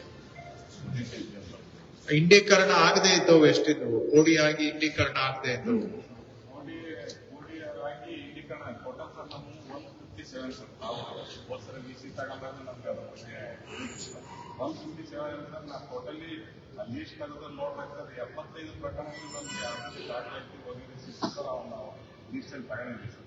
31 ನಮ್ಗೆ ದಾಖಲಾತಿ ಸಿಗಲಿಲ್ಲ ಸರ್. ಅವ್ನು ಇನ್ನೂ ಮತ್ತೊಂದು ಸರ್ ಸರ್ಚ್ ಮಾಡ್ಕೊಂಡು ADLR ಹತ್ರ ಇಲ್ವಾ? ಇಲ್ಲ ಸರ್. ಸರ್ ನಾನು ಮೇಡಮ್ ಬರ್ತೀನಿ ಅದನ್ನ ಟೋಟಲ್ ಏನ್ ಮಾಡೋದು? ಡೀಟೇಲ್ ಸರ್ ಇನ್ನೂ ನೋಡ್ಬೇಕು. ನನಗೆ ಸ್ವಲ್ಪ ದಾಖಲೆ ಇಲ್ಲ ಅಂತ ಹೇಳಕ್ ಸಾಧ್ಯ ಇಲ್ಲ. ಸಿಕ್ಕುತ್ತೆ ಅದೆಲ್ಲ. ಸ್ವಲ್ಪ ನೋಡಕ್ಕೆ ಸರ್ ಅದಕ್ಕೆ ಮಾಡ್ತೀನಿ. ಎಷ್ಟ್ ದಿನ ನೋಡ್ತೀರಪ್ಪ? ಇಷ್ಟ ದಿನ ಆದ್ಮೇಲೆ ಇನ್ನೂ ಇತ್ಯರ್ಥ ಆಗ್ಲಿಲ್ಲ ಅಂದ್ರೆ ಪ್ರತಿಯೊಂದು ಕೇಸ್ ಅಲ್ಲ. ಈಗ 31 ಕೇಸಿಗೆ ಅಲ್ಲಿ ಫೈನಲ್ ಆರ್ಡರ್ ಸಿಗದೆ ಇರ್ಬೋದು, ಆದ್ರೆ ಬೇರೆದೆಲ್ಲ ಸಿಗುತ್ತೆ. ಫೈಲ್ ಇರುತ್ತಲ್ಲ. ಆಮೇಲೆ ಇದು ಏನು ದುರಸ್ತ ಆಗದೆ ಇರೋವು ಒಂದಷ್ಟಿದ್ವೇನೋ. ಇದು ದುರಸ್ತ ಆಗಿ ಇಂಡೀಕರಣ ಆಗದೆ ಇರೋದು, ದುರಸ್ತ ಆಗದೆ ಇದ್ದದ್ದು ಹೌದು. ಮತ್ತೆ ಇನ್ನೊಂದು ಆಲ್ರೆಡಿ ಮಂಜೂರಿ ಆಗಿ ಸರ್. ಈಗ ವಿವಿಧ ಹಂತಗಳು ತಾವು ಈಗ ಹೇಳಿದ್ರೆ ಸರ್, ಆ ಹಂತದಾಗಿರೋ ನಾವು ಒಂದು 800 ಚಿಲ್ಲರೆ ಕೇಸ್ ಅದ ಸರ್. ಅದು 800 ಚಿಲ್ಲರೆ ಕೇಸ್ ಇದೆ ಸರ್. ಅವನಿಗೆ ನಾವು ಮಾಡ್ತಾ ಇದ್ದೀವಿ ಸರ್. ಮುನ್ಸಿಪಲ್ ಲಿಮಿಟ್ ಬಿಟ್ಟು ಇನ್ನೆಲ್ಲ ಮಾಡ್ರಿ. ಮತ್ತೆ ಮುನ್ಸಿಪಲ್ ಇರೋದು ಸ್ವಲ್ಪ ಇತ್ತು ಸರ್, ಅಲ್ಲಿ ಯಾವ ನಾವು ಮಾಡಿಲ್ಲ ಸರ್. ವಜಾ ಮಾಡ್ರಿ ಮುಲ್ಲಾಜಿನ. ಯಾರನ್ನ ಗಲಾಟೆ ಮಾಡ್ಕೊಂಡು ಬೈಕೊಂಡ್ಲಿ ನಮ್ಗೆ ಬೈಕೋತಾರೆ. ಅಲ್ಲೆಲ್ಲ ಕೋಟಿಗಳಿದೆ ನನ್ಗೆ ಗೊತ್ತು, ಬಹಳ ಸಿಟ್ಟಾಗ್ತಾರೆ, ಆದ್ರೆ ಆಗ್ತಾರೆ. ಅದರಲ್ಲಿ ಒಂದು ಪಬ್ಲಿಕ್ 3 ಕಿಲೋಮೀಟರ್ ಇರೋದ್ರ ಬಗ್ಗೆ ತಾವು ನಿಮ್ಮ ಮುಖಾಂತರ ಕ್ಲಾರಿಫಿಕೇಶನ್ ಕಳಿಸ್ಕೊಂತ ನಾನು ಕಳಿಸಿದ್ದೆ ಸರ್. ಅದಕ್ಕೆ 3 ಕಿಲೋಮೀಟರ್ ಇರೋದ್ರಿಂದ ಅದನ್ನ ಮಾಡಬಾರ್ದು ಅಂತ ಬಂತು. ಉಲ್ಲಂಘನೆ ಇದೆ ಸ್ಪಷ್ಟವಾಗಿ, ಅದನ್ನು ಕನ್ಸಿಡರ್ ಮಾಡಬೇಡ್ರಿ ಅಂತ. ನೆಕ್ಸ್ಟ್ ಒಂದು ಪದ ಏನಾಗಿದೆ ಸರ್, ನಿಮ್ಮ ಹಂತದಲ್ಲಿ ಕ್ರಮ ತಗೊಳ್ರಿ ತಹಸೀಲ್ದಾರ್ ಮತ್ತು PDL ಅಂತ ಬಂತು. ಅದಕ್ಕೆ ಒಬ್ಬರು ಬಂದು ಬಹಳಷ್ಟು ಗಲಾಟೆ ಮಾಡ್ಕೊಂತ ನಿಮ್ಮ ಹಂತದಾಗ ಅನ್ನೋದಂದ್ರೆ ನೀವೇ ಇದನ್ನು ಮಂಜೂರು ಮಾಡಿಕೊಡ್ಬೇಕನ್ನ ಅರ್ಥ ಅಂತ ಹೇಳಬೇಕು. ನಾನಿಲ್ಲಪ್ಪ ನಾನು ಬರಂಗಿಲ್ಲ, ಇದರ 94A ಪ್ರಕಾರ ಕ್ಯಾನ್ಸಲೇಷನ್ ಕರಿಬೇಕು. ಮೋಡ್ ಕ್ಯಾನ್ಸಲೇಷನ್ PDL ಬಿಡೋದು ಬರೀಬೇಕು, ಇಷ್ಟೇ ಇರೋದು ಅಂತ ಹೇಳಿದ್ದೀನಿ ಸರ್. ನಾ ಸ್ಟ್ರೈಕ್ ಮಾಡ್ತಾರೆ ಹಾಗೆ ಅಂತ ಗಲಾಟೆ ಮಾಡ್ಬೇಕು. ನಾನು ಒಂದು 50 ಜನ ಕರ್ಕೊಂಡು ಆದ್ರೂ ಮಾಡಿಕೊಡ್ತೇವೆ ಸರ್, ನಿಯಮದ ಪ್ರಕಾರ